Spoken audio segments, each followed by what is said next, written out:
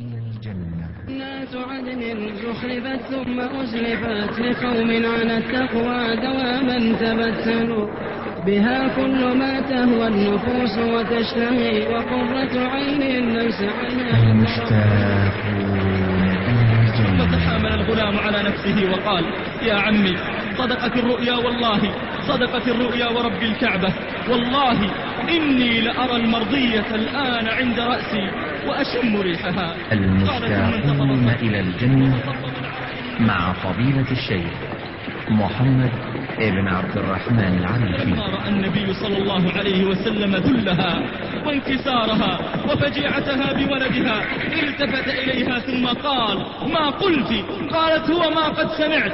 قال: ويحك يا أم حارثة، ويحك يا أم حارثة، أهبلت أو جنة واحدة؟ إنها جنان، وإن حارثة قد أصاب الفردوس الأعلى. وسارعوا إلى مغفرة من ربكم وجنة عرضها السماوات والأرض أعدت للمتقين. المشتاقون إلى الجنة.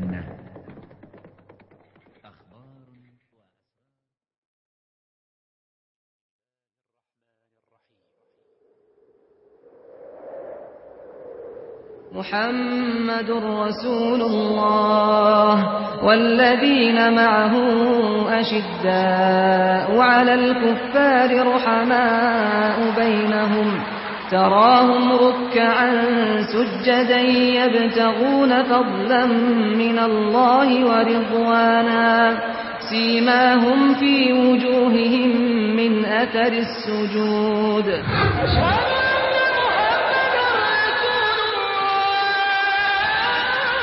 اجتمع فيه صلى الله عليه وسلم الكمال البشري الذي لم يجتمع لبشر سواه، إنه معلم البشرية وهاديها، جمع القوة والعدل والشدة في الله، فكان ألين الناس وأرق الناس وأرحم الناس بالناس ومن أشدهم حياء، بل أشد حياء من العذراء في خدرها. حبيب الروح محمد صلى الله عليه وسلم. رسول الله حبيب الله نبي الرحمة المهدى. رسول الله حبيب الله نبي الرحمة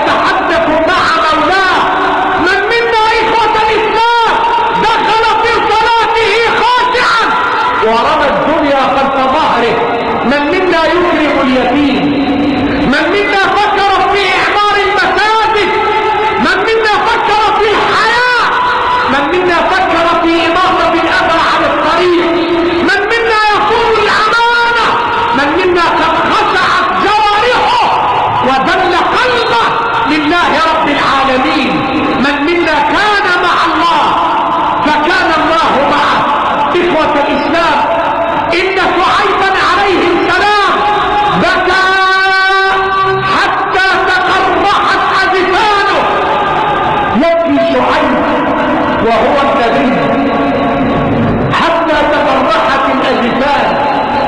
لماذا البكاء؟ لأنه يعلم علم اليقين أن هناك عينان لا تمسهما النار، عين بكت من خشية الله.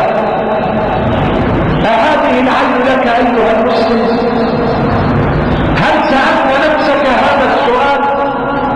متى بكيت آخر مرة خوفا من الله؟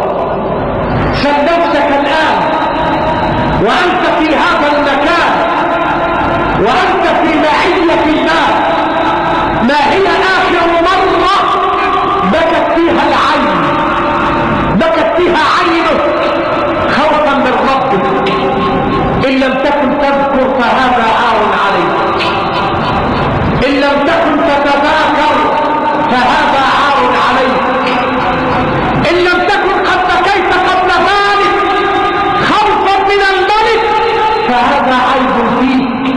فقم فعالج نفسك واجعل العين تدمع، فهناك عينان لا تمسهما النار، عين بكت من خشية الله وعين باتت تحرس في سبيل الله. أي عين لك؟ أي عين لك أيها المسلم من هذه الأعين؟ إن العين التي تبكي إخوة الإسلام فيها الخضوع وفيها الذلة وفيها المسكنة وفيها الانقياد لله رب العالمين. ولكن أين هي هذه الأعين؟ جمدت العيون، جمدت عيون البشر حتى أصبحت أعين الناس كالحجارة، بل هي أشد من الحجارة قسوة، مع أن عندنا بيانا من الصادق صلى الله عليه وسلم يقول إن لم تبكوا فتبكوا. مثل إن أنت بتبكي، نزل دمع العين على خدك، عسى هذه الدمعة أن تكون سترا بينك وبين النار يوم القيامة. دمعة تهبط من العين تكون حجابا لك من النار. متى بكيت أيها المسلم خوفا من ربك؟ متى بكيت أيها المسلم شوقا لربك؟ متى بكيت أيها المسلم طمعا في جنة ربك؟ متى بكيت أيها المسلم خوفا من عقاب ربك؟ إن شعيبا عليه السلام بكى حتى تقرحت الأجفان، فنزل عليه أمين وحي السماء جبريل: يا شعيب اسمع، اسمع لترى مدى لطف الملك بك، اسمع لترى مدى قرب الله منك. يا شعيب إن كنت تبكي طمعا في جنتي فقد وهبتك إياه. تبكي طمعا في الجنة، خلاص انت لك نصيب في الجنة. وإن كنت تبكي خوفا من النار فقد أمنتك من عذابها. يا الله، ما هذا العطاء! تبكي طمعا في الجنة لك الجنة، تبكي خوفا من النار أمنتك من عذاب النار. من المفترض أن يكف شعيب عن البكاء، ولكن ما الذي حدث؟ زاد بكاء الرجل. ما الذي حدث؟ أمنتك من عذاب النار وأعطيتك نعيم الجنة، كلمة البكاء. فقال شعيب: وعزتك وجلالك ما بكيت طمعا في جنتك وما بكيت خوفا من نارك، وإنما بكيت شوقا إلى لقائك. الله الله يا شعيب، وعزتك وجلالك ما بكيت طمعا في جنتك ولا بكيت خوفا من نارك، فلما البكاء إذا شوقا إلى لقائك؟ من منكم يدرك هذا المعنى؟ إنه معنى عظيم، إنها لغة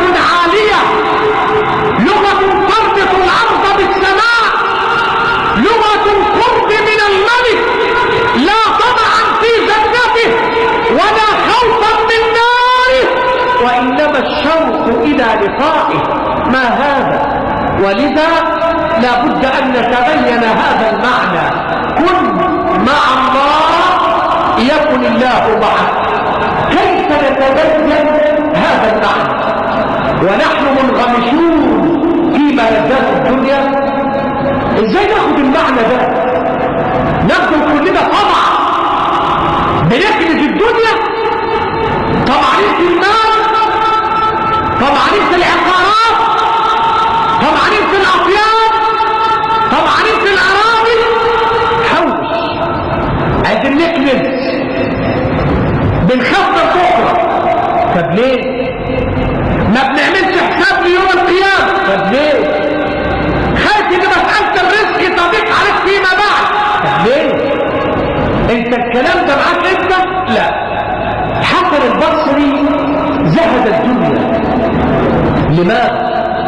لأنه استمع إلى كلام الحبيب: كن في الدنيا كأنك غريب، كن في الدنيا كأنك غريب أو عابر سبيل.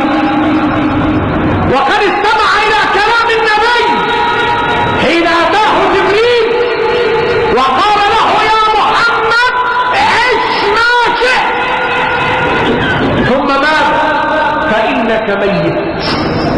عش ما شئت فإنك ميت، واعمل ما شئت فإنك مجزي به. هل فكرت أيها المسلم في هذا المعنى الرائع الذي يقسمه أمين وحي السماء جبريل؟ مهما طال عمرك فلا بد لك من انتهاء أجلك، مهما طال بك العمر فلا بد من دخول القبر. احبب من شئت من البشر واعلم أنه لا لقاء بينك وبينه إلى أجل، ولكن لا بد من انقضاء هذا الأجل في أجل. لكل أجل كتاب. احبب من شئت فإنك مفارقه. ثم ماذا؟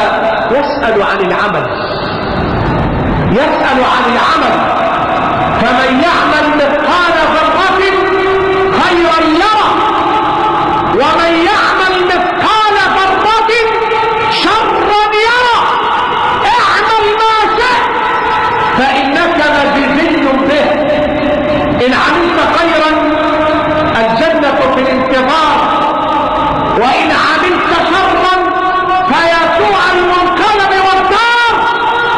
إن عملت خيرا فجنة الأبرار في انتظارك، وإن عملت شرا فيا سوء منقلبك ودارك. فلأي الدارين أنت تختار؟ دار الخلد في الجنة أم دار العذاب في النار؟ الحسن البصري علم هذا المعنى، فما الذي فعله؟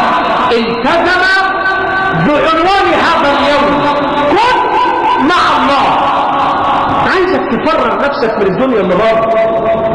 سيب الفلوس، سيب الارض، سيب البيت والزوجه والاولاد، سيب ده كله على باب المسجد. دخلت هنا بقى، بقيت في المعيه، بقيت في الحضره، شغل كن مع الله. شغل، انسى كل حاجه. تعالوا نعشق الله ساعه، تعالوا نعبد الله ساعه، تعالوا في معيه الله ساعه. بلاش نفكر في الدنيا، ما هي معاك فتره طويله. تستكتر على ربنا ساعه تقعد معاك، تستكتر تكون في معيه الله ساعه. حسن البصري مش في الساعه بتاع المسجد بس، ده ذهب الدنيا كلها. فبيسالوه: انت عملت كده ليه؟ لما ذهبت الدنيا؟ قال: لأمور 4. عايز كل واحد اللي عايشين في المسجد مش يسمع بس، انا عايزك تعيش جوه الكلام. عايز ذهنك كله أذن، وعايز قلبك يخشع ويخضع. عايز تذل هذه النفوس في طاعة الله. نحن نحتاج إلى رجال يفهمون معنى الإسلام، نحتاج إلى رجال يعيدون إلى الإسلام سلفه الصالح الذي كان يتعبد على نهج رسول الله. نريد هؤلاء الرجال، فقد كان عمر يسمع الرجال ويقول لهم ماذا تشتهون؟ هذا يقول أشتهي أن تكون جبال مكة ذهبا فأنفقها في سبيل الله، وذاك يريد خيلا تجاهد في سبيل الله، وهذا يريد عبيدا يزعمه أحرار ليعلوا كلمة الله. أما عمر قال له وأنت ماذا تريد يا عمر؟ قال أريد أن يمتلئ هذا المكان برجال كأمثال أبي بكر. يريد رجال. الإسلام بحاجة إلى رجال من المؤمنين، رجال صدقوا ما عاهدوا الله عليه. لسنا بحاجة إلى كثرة، نحن بحاجة إلى قلة مؤمنة. لا نريد رجالا كثرا، وإنما نريد قلة تنصر الإسلام وينصر الله بها الإسلام، ولا يكون ذلك إلا إذا كانوا متمسكين بهدي الله وسنة رسول الله على نهج سلفنا الصالح. نحن بحاجة إلى هؤلاء الرجال إخوة الإسلام. الحسن البصري قال لهم زهدتها لأمور 4. الأمر الأول: علمت أن رزقي لن يأخذه غيري فاطمأن قلبي. فكر فيها وانت قاعد في الجملة بتاعت الحسن البصري، جملة رائعة. علمت أن رزقي لن يأخذه غيري فاطمأن قلبي. 2: علمت أن عملي لن يقوم به غيري فاشتغلت أنا به. 3: علمت أن الله مطلع علي. الله. علمت أن الله مطلع علي فاستحييت أن يراني على معصية. 4: علمت أن الموت ينتظرني فأعددت الذات للقائه. أنا عايزك مش تسمع، عايز الأمور تدخل جواك. علمت أن رزقي لن يأخذه غيري فاطمأن قلبي. ليه وقت في هذه الجملة؟ لأنه قال ومن دابة في الأرض إلا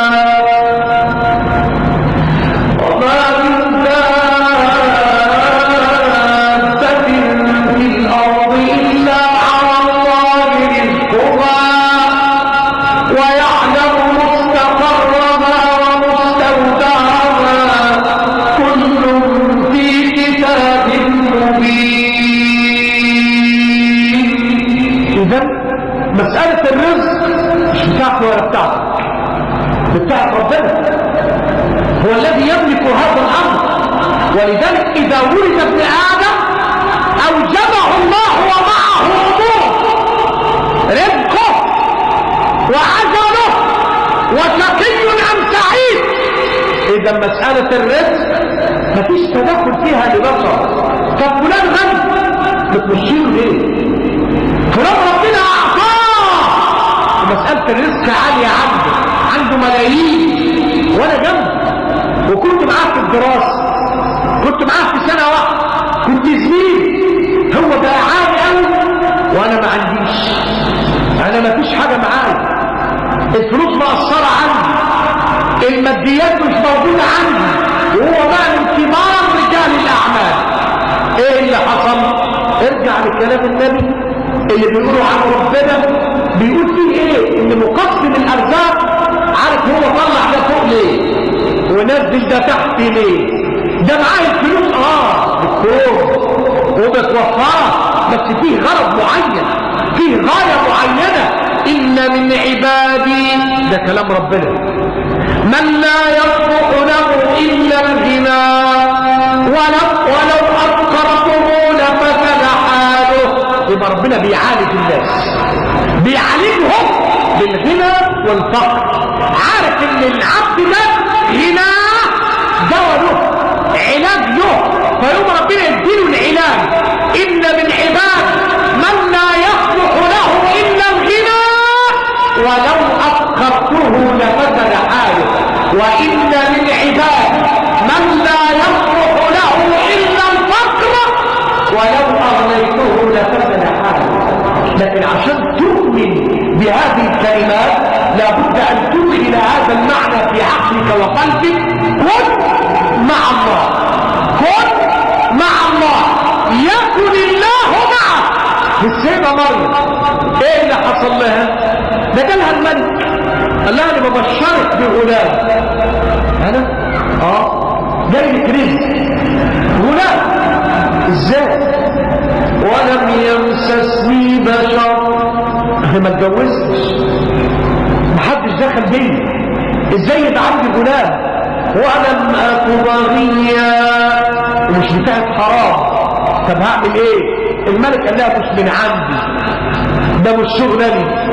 قال كذلك قال ربك هو علي هين ولنجعله آية للناس ورحمة منا وكان أمرا مقضيا.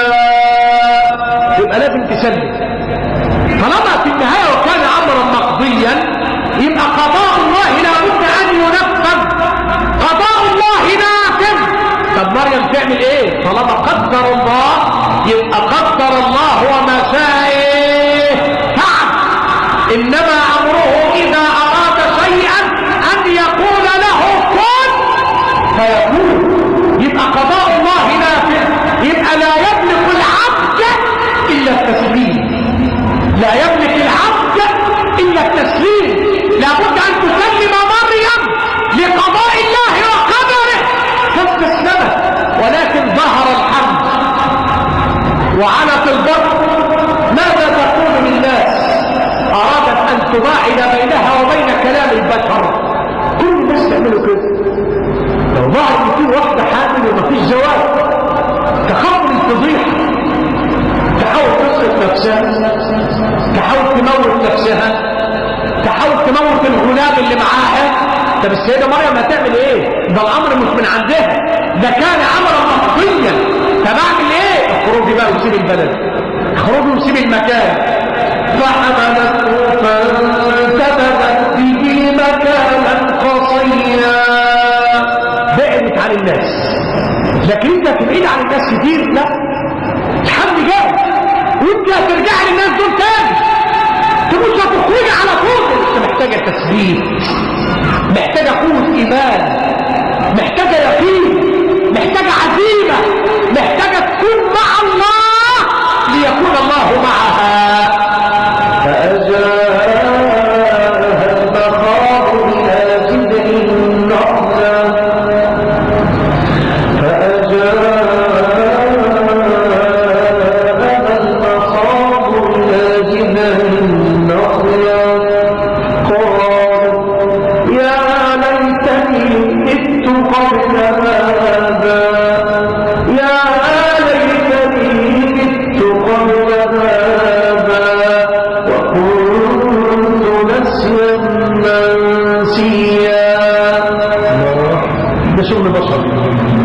شغل البشر يقول كده. يا ريت قلت قبل كده، يا ريت ما كنتش من البشر خالص. الغلام ده هيعمل لي فضيحه، الغلام ده هيعمل لي مصيبه. شغل البشر يقول هذا الكلام. انما شوف بقى شغل رب البشر. ان كان هذا عمل البشر فما هو عمل خالق البشر. شوف بقى الستر اللي جاي لها. ناداها من تحتها ألا تحزن، ناداها من تحتها ألا تحزن، فناداها من تحتها ألا تحزني قد جعل ربك تحتك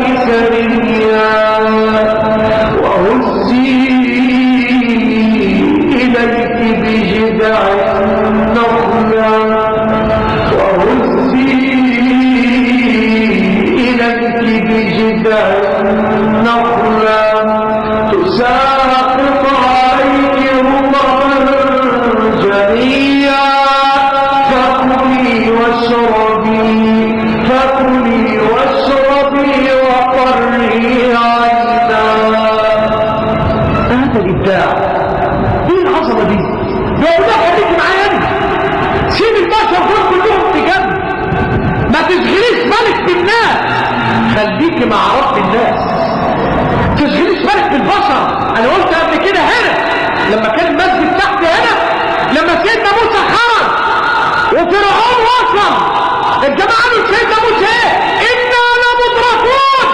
خلاص فرعون ورانا والبحر قدامنا، لو نزلنا البحر هنغرق، ولو فرعون حصلنا هنتقتل. نعمل ايه؟ سيدنا موسى ما عندوش استسلام، لانه بينفذ القاعده اللي بتقول كن مع الله يكن الله معك. بينفذ هذا الكلام، فمباشره نادى على القوم قال لهم ايه؟ كلا ان معي ربي سيهدين. يا سلام، كلا مستحيل، ربنا معايا.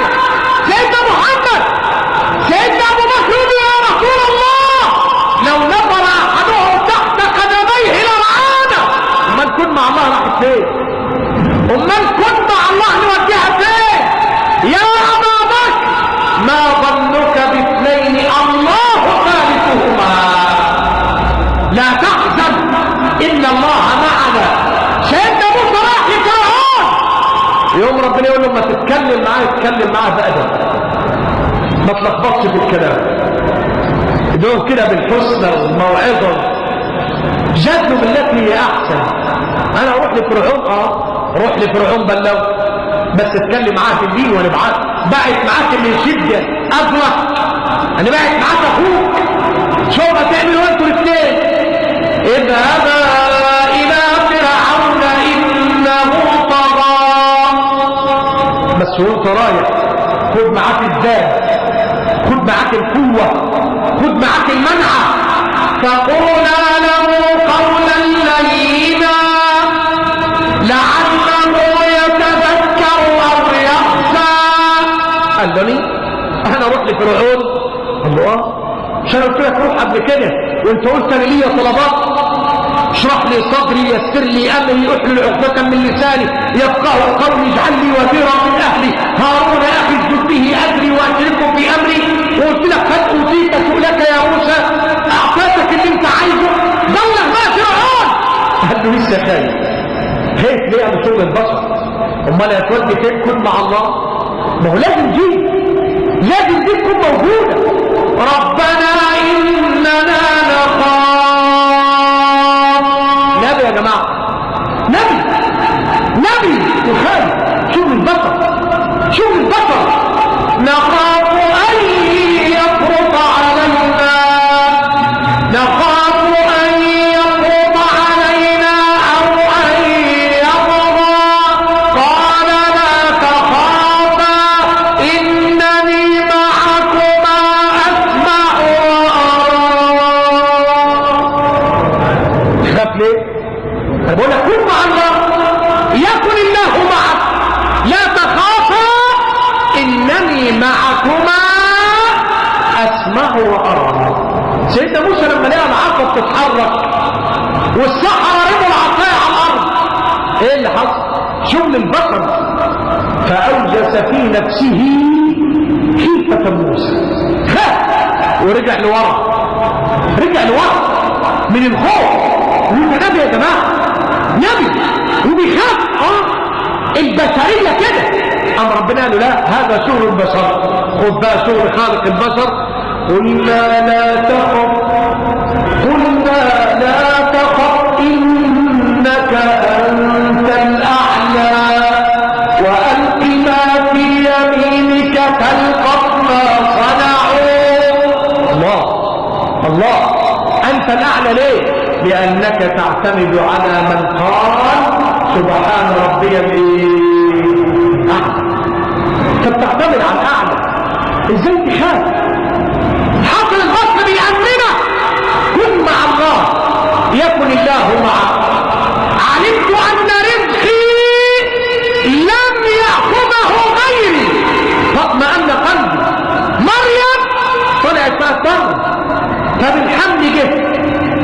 قادرة ان هي تاكل ولا تشرب.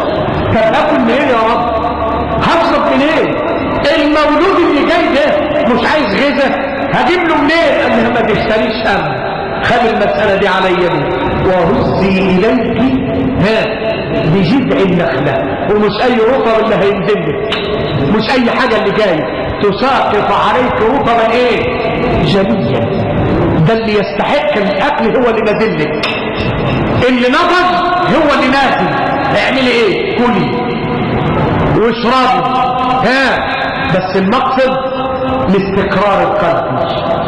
انا عايز يبقى عندك استقرار يقين ان ربنا بعمل لك كده ليه. انا بعمل لك كده عشان تتاكدي ان ربنا ايه معاك. كن مع الله يكن الله معك. فكلي واشربي وقري عينا. طب هعمل كده ازاي يا رب وهم يشوفوا ولد على ايش؟ الاكل والشرب بقى مقدور عليه خلاص، انا طعمت وشربت.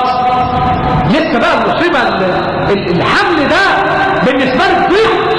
طب اعمل ايه؟ ارجع للناس اقول لهم ايه؟ قال لها بس ارجعي انت وما تشغليش بالك، خليكي معايا خليكي مع ربنا. طب هقول لهم ايه؟ قال ما تتكلميش انت. امال مين اللي هيتكلم؟ الغلام. يا سلام، الغلام ارجعي انت بالغلام وما تتكلميش. فإما ترين من البشر أحدا فقولي فإما ترين من البشر أحدا فقولي إني نظرت للرحمن صوما فلن أكلم اليوم إنسيا. امال اللي يثبت براءتك مين؟ هنقول لي مين ان انت بريء؟ الغلام. راحت القوم يا مريم لقد جئت شيئا فريا، تعرفت مصيبه. شوف الانقاذ يا جماعه، ربنا يقول لها خلي الغلام يتكلم. ازاي؟ غلام لسه في المهد لسه بيرضع ويتكلم. ده ممكن غلام يتكلم. شوف سيدنا موسى لما كان لسه غلام وام موسى خايفه عليه، يوم ربنا يقول لها ايه؟ خايفه عليه. فاوحينا الى ام موسى ان ارضعيه. فاوحينا الى ام موسى ان ارضعيه. اذا خفت عليه فالقيه في اليم. فاذا خفت عليه فالقيه في اليم ولا تخافي ولا تحزني ولا تخافي ولا تحزني إنا رادوه إليه وجاعلوه من المرسلين. ده الحلف على ابنه تقول ارميه في البحر. ده اللي عايز يسقط حاجه بيرميها البحر، انما البحر خلق من؟ اليوم خلق من؟ وموسى خلق من؟ الله قادر على ان يحفظ خلقه في خلقه. الله قادر على ان يحفظ خلقه في خلقه. ما هو ده خلقه، ده خلقه وقادر على ان يحفظ خلقه في خلقه. يبقى سلم الامر الينا تجدنا اولى بك منك. يبقى سيدنا موسى نرجع لام مريم تاني. سيدنا مريم خايفه لا ارجعي. طب اعمل ايه؟ شوري على الغلام. كيف نكلم من كان في المهد صبيا. طب ده هنا ازاي يتكلم معانا ازاي؟ شوف سبحان الله، ما يقولهمش انا عيسى، لا، ما يقولهمش انا نتاج كذا وكذا وكذا ابدا. ما يقولهم ايه؟ شوف اول لغه يا جماعه، اول لغه عاليه قوي. قال اني عبد الله. يا سلام، تكذب ده بعد كده؟ عايز لما في محاذاه بعد كده مش ممكن. ده بيثبت لهم انه عبد الله تبارك وتعالى اتاني الكتاب جعلني نبيا جعلني مباركا اينما كنت اوصاني بالصلاه والزكاه ما دمت حيا برا بوالدتي لم يجعلني جبارا شقيا السلام علي يوم ولدت ويوم اموت ويوم ابعث حيا. ذلك عيسى بن مريم. ايه العظمه دي؟ ايه الانقاذ ده؟ علمت ان رزقي لم ياخذه غيري فاطمئن قلبي. هي مريم كانت تعرف ان النخله هتتهز؟ كانت تعرف ان الارض هتطلع عين ماء لتشرب منها مريم؟ مستحيل. انما يا جماعه دي ارزاق. السيده هاجر لما سيدنا ابراهيم سابها ومشي مسكت تلابيب سيدنا ابراهيم، مسكت الجلابيه بتاعتك اللي عندك. استنى هنا، انا ليه عندك سؤال يا ابراهيم. الله امرك بهذا؟ هو ربنا اللي قال لك سيبنا هنا؟ ربنا اللي قال لك سيبنا في المكان ده؟ مفيش لا بر ولا ولا ماء ولا بشر، بتسيبني بين الجبال يا ابراهيم؟ الله امرك بهذا؟ قال نعم. قالت اذا لن يضيعنا الله ابدا. سلام يا سلام على الايمان. ما هو كن مع الله يا اخي، كن مع الله يكن الله معك. اذا لن يضيعنا الله. سيدنا ابراهيم هو ماشي بقى قال مش هسيبكم كده، انا هديكوا جايزه بقى لانك صبرت، انا هديكي جايزه لانك تحملت. ده انت معاكي رضيع. ربنا اني اسكنت من ذريتي بواد غير ذي زرع عند بيتك المحرم ربنا ليقيموا الصلاه. ايه ده ما جابش الرزق يا جماعه، ده ما اتكلمش عن الاكل ولا على الشرب ولا على اللبس ولا على المتاع. بقى اول دعوه يا ابراهيم تقول ربنا ليقيموا الصلاه. نعم. وبعدين فاجعل افئده من الناس تهوي اليهم. ان عملوا كده وجالهم الكلام ده وارزقهم. نمره 3 في الاخر وارزقهم. ليه؟ لانه يعلم ان الذي ضمن الرزق لهم هو من؟ الله. هو عايز كده فاخر مساله الرزق للاخر. انا ضامنها، انا ضامن دي. وفي السماء رزقكم وما توعدون فورب السماء والارض انه لحق مثل ما انكم تنطقون. يبقى سيدنا ابراهيم اخر مساله الرزق للاخر. وارزقهم من الثمرات. ليه؟ قال لعلهم يشكرون. سيدنا مريم لم تكن تعلم. السيدة هاجر انقطعت بها الثمر. الولد هيضيع، الولد هيموت. كان لازم تاخد باسباب البشر، لازم تعمل باسباب البشر. تجري تطلع على الصفا تنظر على المروه ما تلاقيش. كسراب بقيعة يحسبه الظمآن ماء. تلاقي حاجه بتلمع وانت ماشي على الاسفلت كده وانت راكب السياره، لو بصيت بعيد يخيل لك ان الاسفلت عليه ميه، لكن لما تيجي تقرب ما تلاقيش حاجه. السيدة هاجر على الصفا خيل اليها ان هناك ماء عند المروه، جريت من الصفا للمروه ما تلاقيش حاجه. زي ما بقول كسراب بقيعة يحسبه الظمآن ماء حتى إذا جاءه لم يجده شيئا. إنما هي عايزة اللي بعد كده، مش عايزة تقف عند النقطة دي، عايزة تكمل. حتى إذا جاءه لم يجده شيئا. بعدها إيه؟ ووجد الله عنده فوفاه حسابه. هي عايزة دي، عايزة توصل للنقطة دي، توصل للمروة ما تلاقيش. ترجع تبص على الصفا تاني تلاقي، ترجع تاني 7 مرات، كل مرة صوت لكن ما وجدتش، قالت خلاص انا هرجع للطفل الاقيه مات، هرجع للطفل الاقيه مات. لكن لما رجعت الى الطفل وجدته يضرب الارض فاخرج الله من الارض عين ماء. فمن القادر على هذا؟ انت تريد وانا اريد والله يفعل ما يريد. ده اللي احنا عايزين نوصل. كن مع الله يكن الله معك. علمت أن رزقي لن يأخذه غيري فاطمأن قلبي.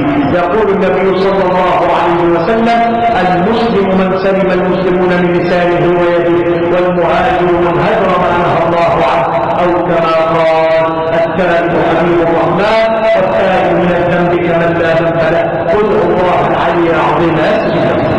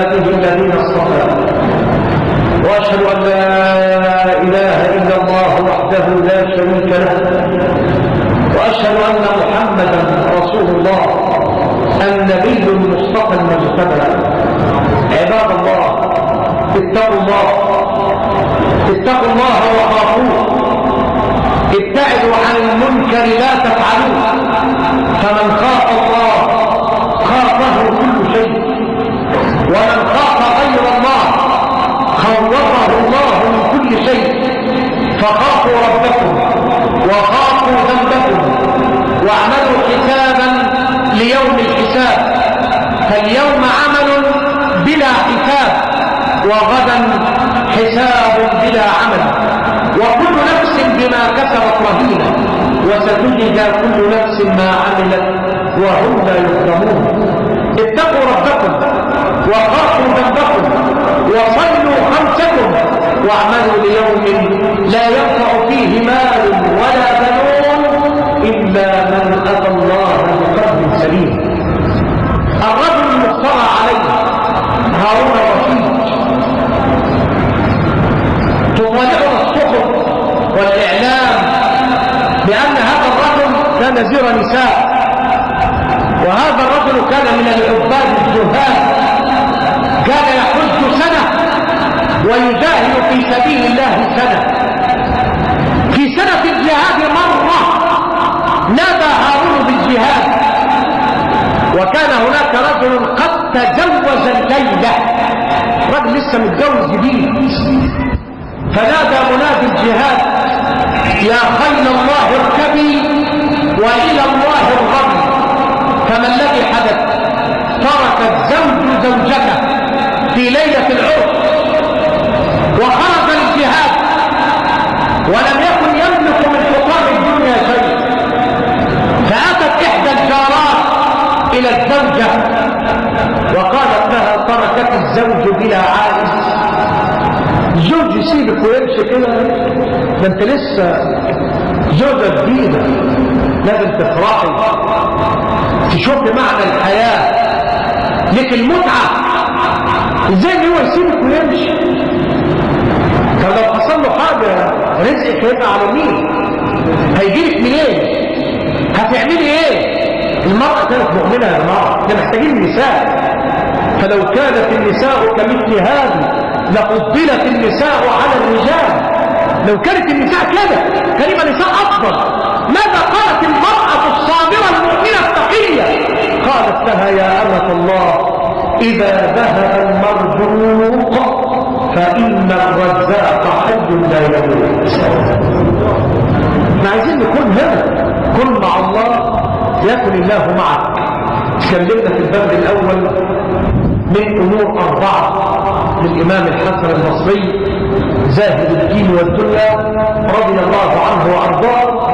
إن كان لنا في العمر بقية إن شاء الله وكان لنا لقاءات نتحدث عن بقية البند الأول علمت أن رزقي لم يأخذه غيري فاطمأن قلبي، علمت أن عملي لن يقوم به غيري فاشتغلت به، علمت أن الله مطلع علي فاستحييت أن يراني على معصية، علمت أن الموت ينتظرني فأعددت الزاد للقاء الملك. إن شاء الله الرحمن الرحيم دولية لقاءات لنا حياة إن شاء الله نتكلم عن هذه الأمور فيما بعد، لكن أوصيني وإياكم بتقوى الله، فنحن في أيام عصيبة القائم بها على دينه كالقائم على جمر. قل الخير بين الناس وكثر الفساد في الناس، ظهر الفساد في البر والبحر بما كسبت أيدي الناس. ربنا لما يجي يتكلم عن الفسق الكثير منهم فاسقون، عن الظلم كثير منهم ظالمون. لما يجي يتكلم عن الشكر القليل من عبادي الشكور. لما يجي يتكلم عن الإيمان قال إلا الذين آمنوا وعملوا الصالحات وقليل ما هم. احنا عايزين نكون من القليل، قليل اللي أعطى لربنا الشكر فأعطاه الله المزيد. لئن شكرتم لأزيدنكم ولئن كفرتم إن عذابي لشديد. ربنا اغفر لنا ذنوبنا وإسرافنا في أمرنا وثبت أقدامنا وانصرنا على القوم الكافرين. اللهم تولى أمرنا وفك أسرنا وأحسن خلاصنا وبلغنا مما يرضيك آمالنا. اللهم ارزقنا قبل الموت توبة وعند الموت شهادة وبعد الموت جنة ونعيما وملكا كبيرا. اللهم آت نفوسنا تقواها وزكها أنت خير من زكاها، أنت وليها ومولاها. اللهم قنا فتنة المحيا والممات، اللهم قنا فتنة المسيح الدجال، اللهم قنا فتنة القبر. اللهم استرنا فوق الأرض واسترنا تحت الأرض واسترنا يوم العرض. اللهم لا تدع لواحد منا ذنبا إلا غفرته، ولا مريضا إلا شفيته، ولا هما إلا فرجته، ولا دينا إلا قضيته، ولا عيبا إلا سترته، ولا عدوا إلا دمرته، ولا سائلا إلا أعطيته، ولا حاجة من حوائج الدين والدنيا والآخرة لك فيها رضا ولنا فيها سعادة إلا يسرتها وقضيتها بفضلك ومنك وجودك يا أكرم الأكرمين. اللهم اذكرنا فوق الأرض واذكرنا تحت الأرض واذكرنا يوم العرض يا رب العالمين. اللهم اذكرها مع بناتنا وبنات المسلمين، اللهم اذكرها مع بناتنا وبنات المسلمين. اللهم أعد المسجد الأقصى إلى المسلمين. اللهم أذل اليهود أعداءك أعداء الدين. اللهم انتقم من أمريكا وإسرائيل، اللهم انتقم من أمريكا وإسرائيل. اللهم إنا لا نقدر عليهم ننتقم منهم، سلط عليهم سيف انتقامك يا جبار. إلهي هذا حالنا لا يخفى عليك، وهذا رحمنا ظاهر واضح جليل بين يديك. فعلنا بالإحسان إذ الحكم منك وإليك، وانصرنا على أنفسنا وانصرنا على أعدائنا، واغفر لنا بالراحمة السعادة أجمعين. سبحان ربك رب العزة عما يصفون وسلام على المرسلين والحمد لله رب العالمين. وصل اللهم على سيدنا محمد وعلى آله وصحبه وسلم. إذا جاء رسول الله والفتح ورأيت الناس يدخلون في دين الله أفواجا فسبح بحمد ربك واستغفره. على مدى رزق المولى حرزق بنات وبنين، انتوا أملنا ورمز جهدنا ونور العين. على مدى رزق المولى حرزق بنات وبنين، انتوا أملنا ورمز جهدنا ونور العين. على مدى رزق بنات وبنين، امسك شنطتي وارسم بسمتي وهسمي الله، وادعي دعوتي وابدأ خطوتي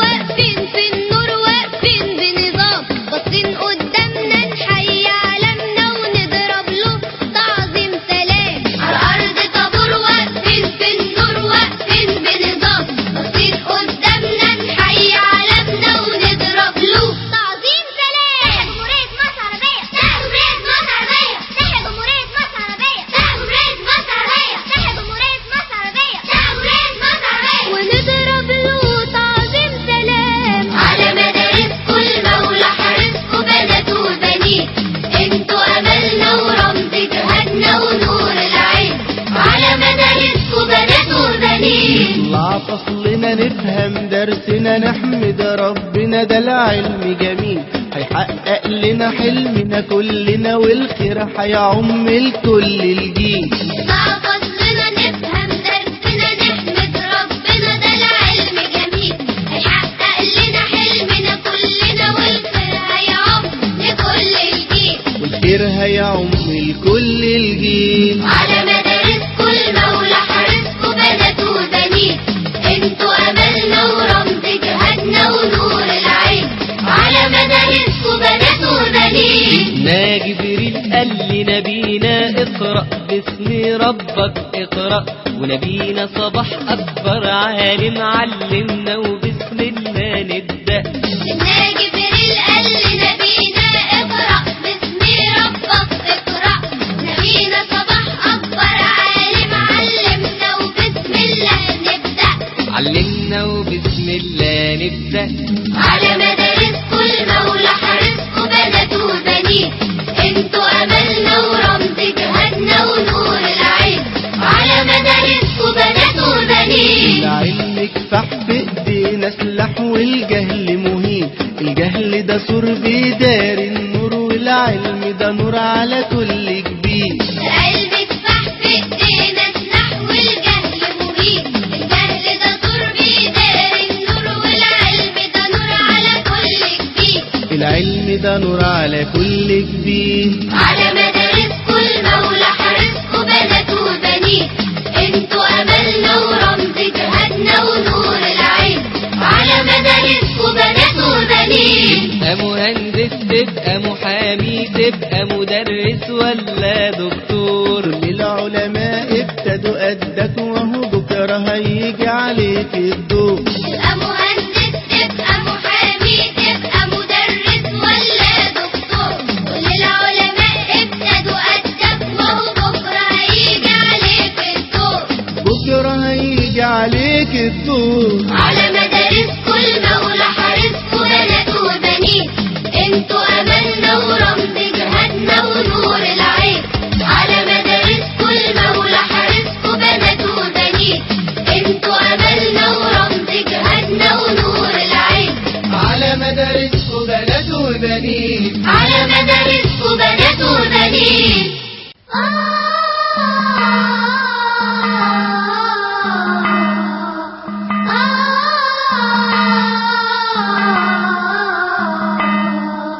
على مدارسكم المولى حارسكم بنات وبنين، انتوا املنا ورمز جهادنا ونور العين. على مدارسكم المولى حارسكم بنات وبنين، انتوا املنا ورمز جهادنا ونور العين.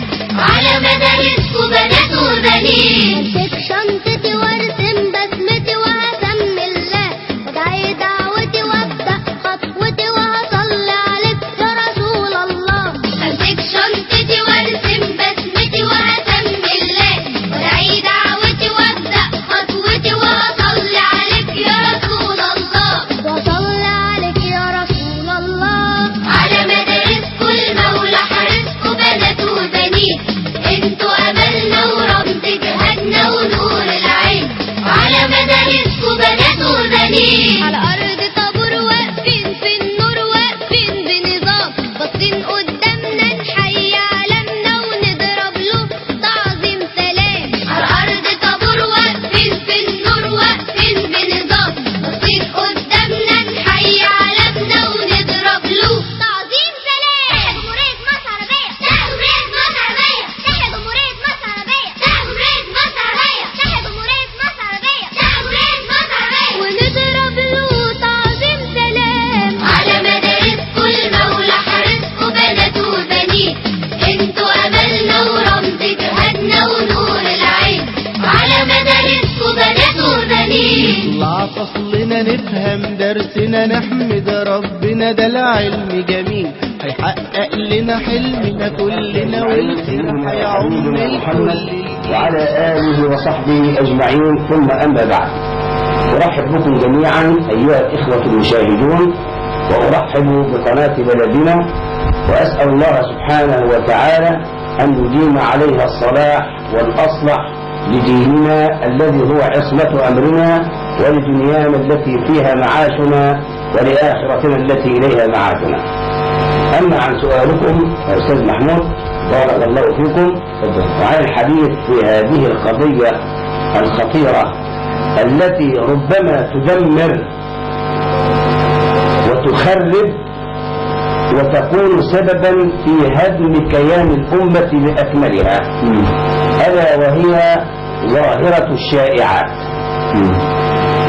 وتطلب مني الآن أن أعرف لك الشائعات أو ما معنى الشائعة، فأقول بعد توفيق الله سبحانه وتعالى. الشائعة يا أخي هي بالمعنى العام الفحش في القول، وبمعنى آخر الأقاويل الكاذبة والافتراءات الظالمة والأكاذيب والادعاءات المضللة التي تصدر من أصحاب النفوس المريضة ومن أصحاب القلوب الميتة ومن ضعفاء الإيمان، ونسأل الله أن يذنبنا إياهم بإذن الله إنه سميع الدعاء. هذا هو معنى الشائعة بالمعنى المفرد وبالجمع أيضا. وعن أنواعها وعن أدلتها من القرآن والسنة يا أستاذ، فنجد أن الشائعة أو الشائعات جاء ذكرها في القرآن الكريم بألفاظ شتى، فهي نوع من أنواع الفتن، ولولا ذلك ما قال ربنا واتقوا فتنة لا تصيبن الذين ظلموا منكم خاصة واعلموا أن الله شديد العقاب. وتأتي تارة أخرى بمعنى اللغو في الحديث. نعم، وإذا سمعوا اللغو أعرضوا عنه وقال لنا أعمالنا ولكم أعمالكم سلام عليكم لا يبتغي الجاهلين. وأيضا تأتي بمعنى الخوض في أعراض الناس، وإذا رأيت يقول الله سبحانه وتعالى لنبيه صلى الله عليه وسلم وإذا رأيت الذين يخوضون في آياتنا فأعرض عنهم حتى يخوضوا في حديث غيره. نعم. والآية الكريمة التي تقول بسم الله الرحمن الرحيم إن جاءكم فاسق بنبأ. الله يفتح عليك. هل مع من أيضا نوع من أنواع الفتن ألا وهي الأخبار والأقاويل الكاذبة التي تتأتى من بعض الناس ولا يحدث بين من بلغه بذلك مبدأ أساسي ألا هو مبدأ التبين والتثبت، هي نوع أيضا من أنواع الشائعات. وكفانا أيضا آية قرآنية في كتاب ربنا يقول فيها والذين يؤذون المؤمنين والمؤمنات بغير ما اكتسبوا فقد حادثة الإثم. هذا سيدة عائشة كنت أريد أن أذكر الله يبارك. لا، النقطة اللي عاوز أوضحها يعني نوع من أنواع الشائعة، وهذا دليل أيضا. أشيع في غزوة أحد بأن النبي صلى الله عليه وسلم قد قتل ومات، شائعة كاذبة. نعم، الهدف منها إثارة البلبلة وإلحاق الهزيمة بالمسلمين، فعندما معنويات الجند والمقاتلين في المعركة. الله يفتح عليك. لا، في نقطة أخرى كمان. فلما أشيع هذا الخبر الكاذب خلاص تبدلت الأحوال من حسن إلى أسوأ أو إلى سيء، ولكن النبي صلى الله عليه وسلم لم يقتل ولم يمت صلى الله عليه وسلم، ولكنه شد في رأسه شد في رأسه وأثنيت قدماه وكسرت رواعيته، وفيها نزل قول الله سبحانه وتعالى ولقد كنتم تمنون الموت من قبل أن تلقوه فقد رأيتموه وأنتم تنظرون. ويقول فيه أيضا في هذا الموقف الشاعر العربي حيث قال كل الشامتين بنا أفيقوا سيلقى الشامتون ما قد لقينا. الله يفتح عليك. الله يديك الصح. ايه الآثار المترتبة على الشائعة اللي ممكن قد تؤدي إلى حدوث فتنة في المجتمع أو في المجتمعات بشكل عام؟ لأن الشائعة زي ما حضرتك تفضلت وذكرت إنها مرض أو ظاهرة تفتك بالمجتمع وتؤثر على الكيان المجتمعي بشكل عام. وتحدث الفرقة نعم بين الأفراد. يا أخي الفاضل، الآثار المترتبة على هذا المرض الخطير وعلى هذه القضية المدمرة التي أسأل الله سبحانه وتعالى أن يطهرنا جميعا نحن المسلمون منها يا رب العالمين. آمين. ترويج الشائعات بين الأفراد والجماعات يحدث انقساما في الوحدة، ماشي، يحدث فرقة، نعم، ويحدث تفرقة في الكلمة، ويحدث أيضا تعدد الأحزاب والمذاهب، شيعا وأحزابا، ينقسم الناس إلى شيع وأحزابا، كل حزب بما لديهم فرحون، ماشي. ثم بعد ذلك نجد أن من ضمن هذه الآثار أنه يصيب الفقر عند الفقير، ويصيب الطمع عند الغني، نعم، ويصيب أيضا عدم القناعة بما قسمه الله سبحانه وتعالى. بهذه الشائعات أو بهذه القضية الخطيرة عدم مصاحبة الأشرار، عدم مصاحبة الأشرار، نعم، ولكن عليك بمصاحبة الأخيار، لأن مصاحبة الأخيار تجلب لك الخير، أما مصاحبة الأشرار فتجلب لك الشر، لأن المرء على دين خليله، ماشي. ينظر أحدكم الله يفتح عليه. يبقى أن نحترم مبدأ التباين والتثبت، مصاحبة الأخيار، عرفت؟ لا الأشرار، أيوة، عدم مصاحبة الأشرار، أيوة. أيضا حفظ العضو القليل جدا في حجمه، الصغير جدا في وزنه، الخطير جدا في جرمه، اللي هو ايه يا اخي محمود؟ يا اخي محمود، اللسان. دايما اخاف من اللسان، اخاف من لساني، ولذلك ما من يوم من الايام الا وجميع اعضائي كلها تنادي على هذا العضو فتقول له ايها اللسان اتق الله فينا فنحن بك، فإن استقمت استقمنا وإن اعوجبت اعوجبنا. تمام. أيضا من ضمن النقاط يا أخي الفاضل، بعد هذه النقاط أيضا علي أن أطهر نفسي وأطهر قلبي. وهناك الحديث النبوي الشريف، نعم، اللي روى عن معاذ بن جبل لما قال الرسول صلى الله عليه وسلم عليك بلسانك، فطبعا أيحشر الله يفتح عليك. نعم، جميل، يوم القيامة نعم، الله يفتح يا أخي. عليك أن تطهر قلبك من جميع الأمراض الباطنية كالحقد والحسد والكراهية والبغضاء إلى غير ذلك، إلى غير ذلك من الأمراض الباطنية التي لا علاج لها إلا بالتوبة الخالصة لرب الأرض والسماء. وحضرتك ذكرتني بحديث سيدنا معاذ بن جبل رضي الله عنه وأرضاه، بعد أن قال له يا معاذ ألا أدلك على رأس الأمر وعموده وذروة سنام؟ قال له نعم يا رسول الله، رأس الأمر الإسلام وذروة سنامه الجهاد، إلى غير. ألا أدلك على أبواب الخير؟ الصدقة تطفئ الخطيئة، الصوم جنة. في نهاية الحديث قال له ألا أدلك على ملاك هذا كله أفضل مما قلت كله، لعلك أن تتناسى أو تنسى الأهم مما مضى. قال له نعم. فأشار النبي صلى الله عليه وسلم إلى لسانه وقال له يا معاذ كف عنك هذا. فتعجب سيدنا معاذ، يا رسول الله أو نحن مؤاخذون بما نتفوه به، يعني بما نتكلم به؟ فقال له وهل يكب الناس على وجوههم إلا حصائد ألسنتهم؟ فليحافظ كل واحد منا على الكلمة ويمسك لسانه قبل أن ينطق بها، لأنك ما دمت لم تنطق بالكلمة فأنت مالك لها، فإن نطقت بها ملكتك ويترتب عليها إما خيرا فخير وإما شرا فشر. ويعجبني يا أخي الفضل معلش، ويعجبني أن في أحاديث كثيرة منها أن النبي صلى الله عليه وسلم قال إن العبد